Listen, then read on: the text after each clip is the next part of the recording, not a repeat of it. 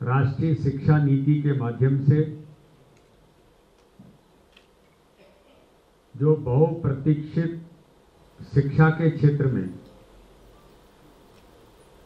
बदलाव चाहिए थे, उस दिशा में माननीय प्रधानमंत्री जी ने जो कदम उठाए और 2013-14 के बाद देश के अंदर राष्ट्रीय शिक्षा नीति 2020 माननीय प्रधानमंत्री जी के नेतृत्व में जब आई,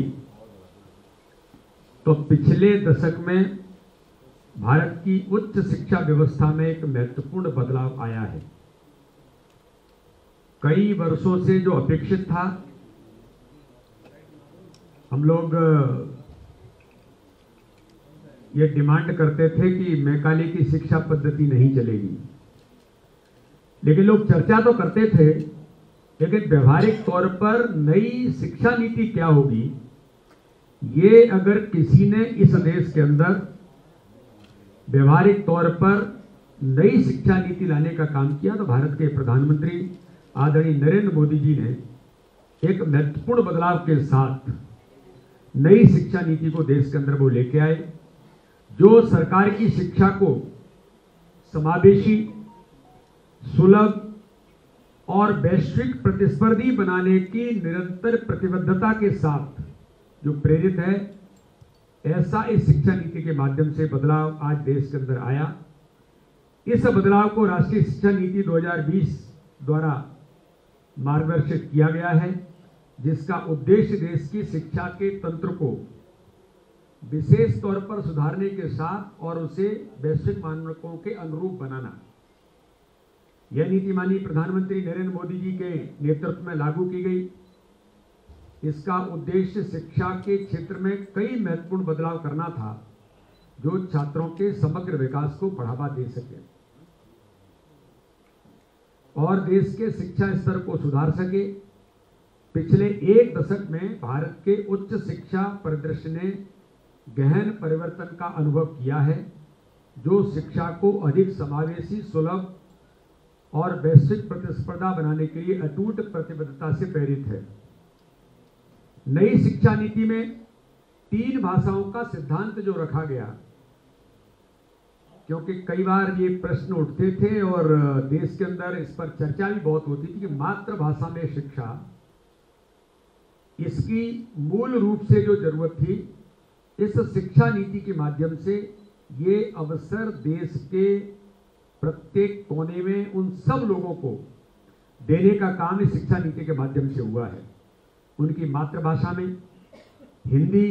और अंग्रेजी में से 3 भाषाओं का अध्ययन करने का अवसर आज शिक्षा नीति के माध्यम से व्यवहारिक रूप से दिया है।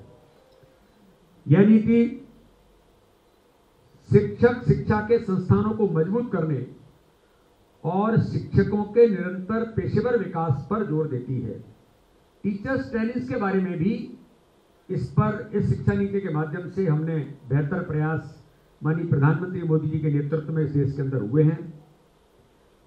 और साथ ही समय के अनुकूल आज की आवश्यकता के अनुरूप दुनिया को हम कॉम्पीट कैसे करेंगे, तो इस दिशा में भी तकनीकी और डिजिटल नवाचारों का उपयोग करना, इस शिक्षा नीति के माध्यम से बेहतर प्रयास हमारी सरकार ने किया है, ताकि शिक्षा की गुणवत्ता और पहुंच को बढ़ाया जा सके। नेशनल एजुकेशन पॉलिसी 2020 का उद्देश्य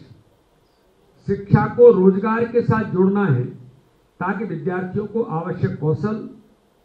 और उन्हें ज्ञान मिल सके, जिससे बेहतर अवसरों के लिए वो तैयार हो सकें।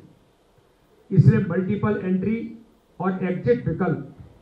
यानी विश्वविद्यालयों के छात्रों को कई विकल्पों का अवसर मिलेगा। जैसे को 1 साल के बाद उन्हें सर्टिफिकेट मिलेगा, उसके बाद 2 साल के बाद उन्हें डिप्लोमा सर्टिफिकेट कोर्स उन्हें मिल सकता है, और 3 साल में उन्हें डिग्री प्राप्त होगी। इस प्रकार से मल्टीपल छात्रों को उनकी एंट्री और एग्जिट विकल्प, इस दिशा में बेहतर प्रयास इस माध्यम से भारतीय जनता पार्टी की सरकार ने माननीय प्रधानमंत्री मोदी जी के नेतृत्व में किया है। और इसलिए नेशनल एजुकेशन पॉलिसी ने सुनिश्चित किया है